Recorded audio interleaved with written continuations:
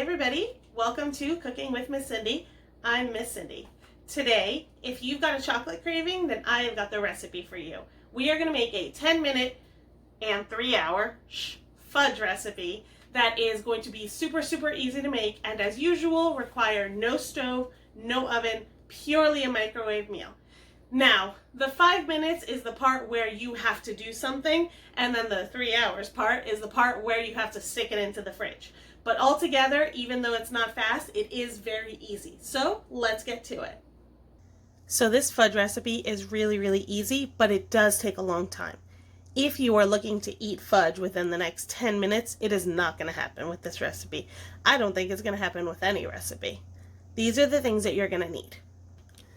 14 ounces of condensed milk. They usually come in cans of 14 ounces, so 1 can is usually enough. 12 ounces of chocolate chips, vanilla extract, a little bit of butter, and a nice refrigerator safe plate, bowl, or glassware that you can store this in. The first thing we're going to do is we are going to butter our container. I'm going to use parchment paper on top of it. You can also use aluminum foil so that when the fudge is done, I can just lift it and pull it right out. But we are still going to have to butter it. I would usually use oil, but we are not cooking this, so we don't want the flavor of the oil kind of getting mixed in with the fudge. So with clean hands, and you can even use a fork for this, just take it and just rub it throughout. Make sure to get it evenly.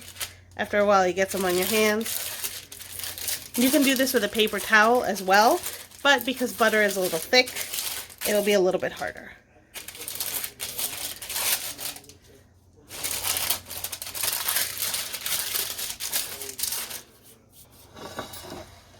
The next thing you're going to do is you're going to take a big bowl, microwave safe, and put your condensed milk in it.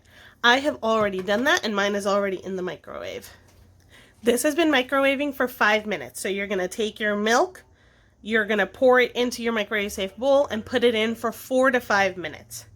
Once it is nice and hot, make sure carefully to take it out of the microwave, and you're going to dump in your chocolate chips. This is a little bit tedious, but it is a really good way to melt the chips. Another way you could do it is put the milk in and the chips and then microwave the whole thing, which is completely doable. However, it's maybe not the best idea. What happens is if you heat up chocolate too much, it essentially gets really tough. It seizes, that's the word for it. It gets tough, and then you're not going to be able to do anything. So even though maybe 10 seconds ago it was melty, now it is completely hard and tough and weird, and you're not going to be able to really do much with it. So this, I think, is a much safer way to do it, even if it is a little bit longer. But as you can see, the warm milk is already melting all the chocolate chips. It turned chocolatey very fast. So just keep stirring. One thing I forgot to mention is that the chocolate chips I'm using are actually kind of old. They are all that I had in my cupboard, and it doesn't really affect the taste all that much, but it does affect the texture and the look of it. It's not as shiny or as pourable as yours might be. It's okay if yours looks different from mine. They will all still taste good. Do not worry about it. This is the point during which you'll mix in any add-ins that you have. I'm just putting in vanilla, but you can put in almost anything that you like. You can put in sea salt if you like that sort of thing. You can put in peanuts. You can put in Nutella. You can put in almost anything you can think of that you think will taste good. So to this, we're going to add 1 teaspoon of vanilla extract. And then give it another mix.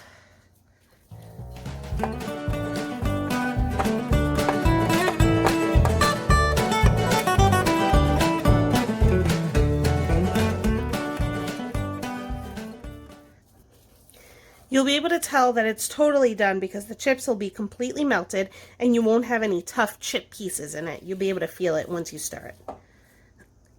Okay, this is ready to go into our bowl. So you just kind of pop it in.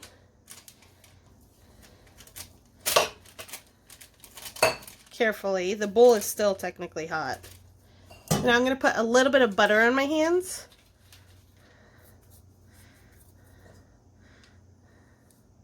So that I can smooth it out a bit. You don't have to smooth it out all that much, but I like to have a nice kind of smooth top. And make sure to do this carefully. Mine has cooled down because I've stirred it a whole bunch, but yours may not have cooled down. So you're probably going to want to get a grown-up to just test it and make sure it is in good shape. So it does not have to be perfect. I just want it to settle and have a sort of smooth-ish shape. Now this is going to go into the fridge for 3 hours at the very least. It might be more, it might be less. You're going to want to make sure that it's done, essentially. You want to do it until it's firm, no longer goopy, and doesn't fall apart if you were to take it out. See, this is going to start turning. You want it to be nice and solid. So I'll see you guys in 3 hours.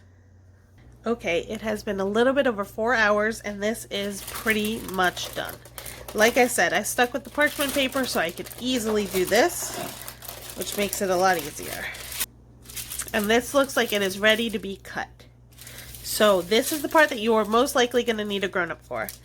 But best way to do it is just cut it into small squares.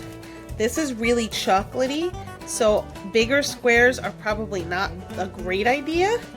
There's going to be way too much chocolate flavor. It doesn't need to be super exact.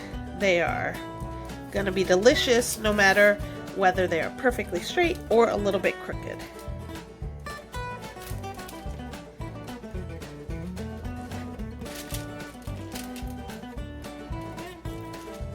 Alright, so very crooked lines. And then cut the other way into little squares. The nice thing is that the ugly ones, you can just say, well, I didn't want to give anybody the ugly ones, so I ate them myself. So you end up eating a lot of chocolate.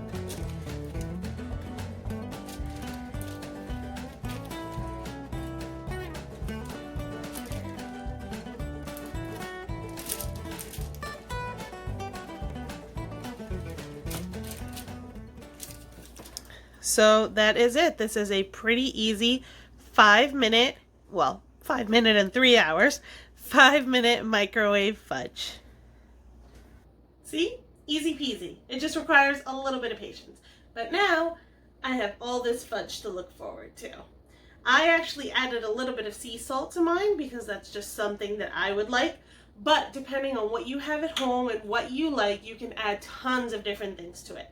Check down in the description.